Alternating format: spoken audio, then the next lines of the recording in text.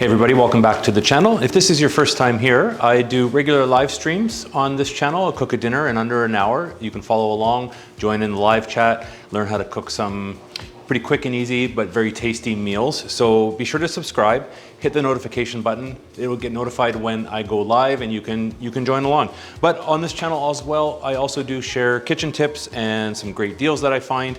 In my last video, I shared a post and a link to buying coffee from Amazon, and I've finally got it in the mail. I ordered 2 pounds and it was an awesome deal, $9.99 Canadian for a pound of coffee. You can't go wrong, especially for this brand. It's a great coffee, good dark roast. I love this one. This is kind of my go-to. So whenever it's on sale, I make sure to stock up.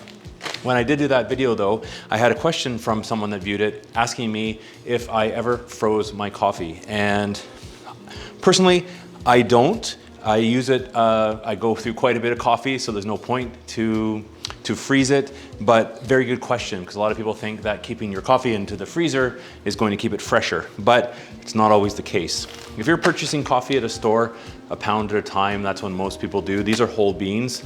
These will hold fine in your cupboard for when you're going to use it. Now, obviously, you're not going to open it up until you need it. If I've ordered a couple pounds to stock up, just open up one. And the second one here, you don't need to keep in the freezer. It's sealed up. You'll notice on some bags of coffee, there's actually a special little valve that won't let, as the coffee, if it lets off gas, it will release, but it won't bring in air. So you can just leave it sealed in your counter, in your cupboard. When you do finally decide to open one up, this one is still sealed. I've actually got one here that is open. It will last fine on your counter. Just make sure you seal it up and use the twist ties to keep the coffee sealed. Now, if you're not a big coffee drinker and you only have coffee maybe when company's coming over, that's when you might want to look at keeping it into the freezer. Now, you don't want to keep it in the freezer in the bags that it comes in, because it's not going to seal it enough for a long period of time. So what I kind of would recommend, if it's in your freezer, is put it into like a Ziploc bag that you can really seal it off. That being said, if your coffee's not going to be sitting that long, you could always seal it in a Ziploc bag and just keep it in your cupboard.